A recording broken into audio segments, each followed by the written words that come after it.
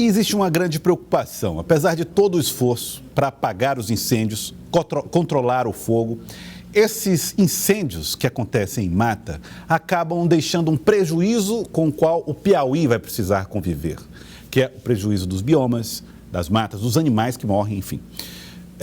Como é que se pode fazer uma recuperação do que ficou destruído por esses incêndios? Para falar sobre esse assunto, nós estamos recebendo o biólogo Francisco Soares.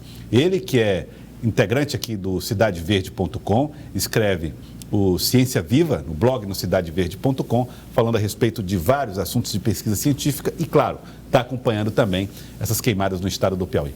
Doutor Francisco, muito obrigado pela participação aqui conosco hoje. Como é que o Piauí pode corrigir o prejuízo trazido para esses biomas? Boa tarde, Joelson. Boa tarde, Alivaldo, aos telespectadores da TV Cidade Verde.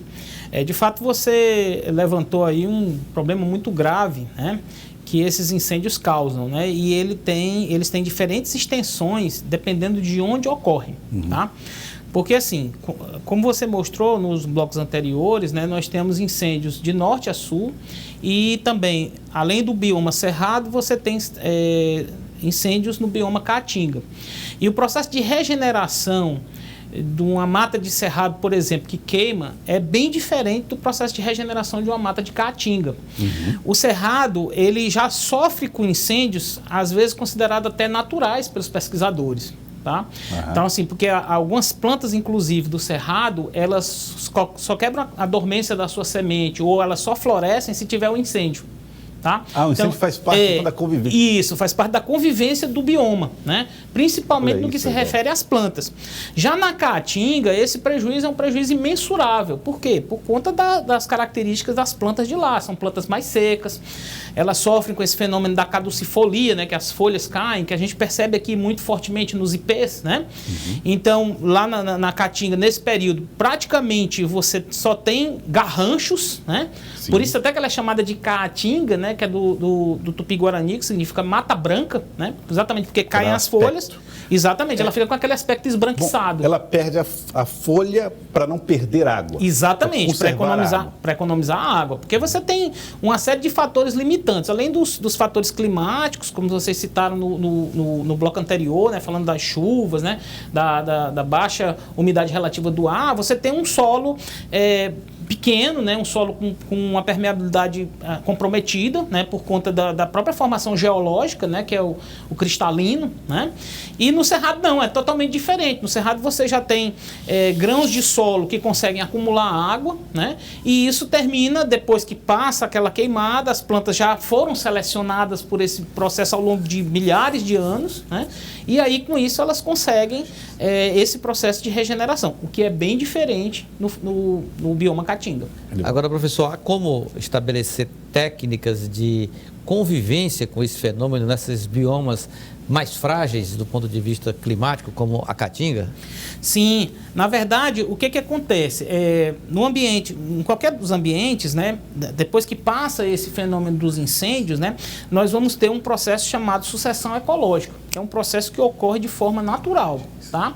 Mas o homem pode adiantar. Então, a partir do momento que você conhece a biodiversidade, que você sabe quais são as plantas que estão ali, você pode se preparar, plantá-las. Né?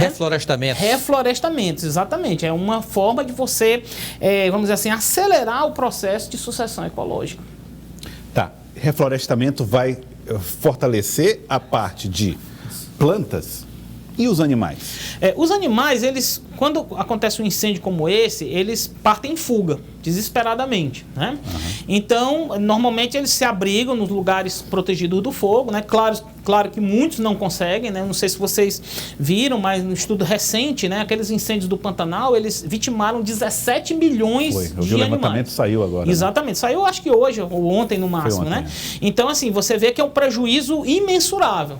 Mas aqueles animais que conseguem fugir, que conseguem fazer para as zonas de escape, para onde não tem fogo, né? Eles conseguem, se você adiantar o reflorestamento, você consegue trazê-los de volta. E além disso, tem a possibilidade de fazer fazer os salvamentos, né? Então, existem ONGs, existe o próprio Corpo de Bombeiros, né? A própria Polícia Ambiental muitas vezes consegue fazer o resgate desses animais, quando há tempo, né? Então, quando não está muito quente, que não tem muito vento, né? E os animais vão saindo, você consegue fazer aquela captura e reintroduzi-los na natureza. A ocorrência de incêndios, professor, muitas vezes é associada à ação do homem. A ação do pequeno agricultor, que não tem acesso à tecnologia mais apurada de renovar os plantios, as lavouras, a abertura de grandes áreas do agronegócio, por exemplo. Então, há tecnologias que possam ser disponibilizadas para evitar essas ocorrências e garantir uma atividade produtiva sustentável ambientalmente? Sim, inclusive existem estudos sobre isso, né? O próprio programa Preve Fogo do IBAMA, ele faz um trabalho de educação ambiental com os pequenos produtores, né? É muito importante fazer o acero, né, da mata que você vai fazer a queimada, né? Que é fazer uma limpeza prévia antes, em torno da área, numa faixa de terra que seja suficiente para evitar que aquele fogo transpasse daquela área que você está querendo queimar para outras áreas, né? Então o IBAMA tem um trabalho como esse, né, em todo o Brasil, né? O Preve Fogo está instalado, acho que praticamente todas as unidades que o IBAMA tem, né? E com isso se consegue, com um certo sucesso, né? Um controle disso. Agora, claro que fatores climáticos, né? Nós estamos percebendo que a Terra está aumentando sua temperatura gradativamente. Então, a cada ano você tem um incremento, né, da falta de chuvas, da irregularidade das chuvas, a umidade do ar vai ficando cada vez mais escassa, né? Vai ficando cada vez mais seco, e isso são fatores que corroboram bastante para o fenômeno acontecer e de forma mais grave a cada ano que passa. E isso não é uma particularidade aqui do Brasil, isso acontece também na Austrália, acontece nos Estados Unidos, né? Chama inclusive muita atenção quando isso acontece, porque se tem perdas humanas, inclusive. Tá, então o que isso quer dizer é que a gente não tem como reverter isso? Olha, a curto prazo é como o Elivaldo colocou, né? Existem essas missões que podem, vamos dizer assim, através do processo de educação ambiental, né? Do reforço do Corpo de Bombeiros, né? Isso é muito importante, da criação dessas brigadas, como a Major acabou de falar na entrevista, né? Então, assim, tem uma série de fatores que podem corroborar juntos, né, com essa situação. Agora, é importante que as políticas brasileiras, as políticas internacionais para a redução do clima também sejam implementadas. Por quê? Porque a tendência disso, num futuro relativamente próximo, é piorar.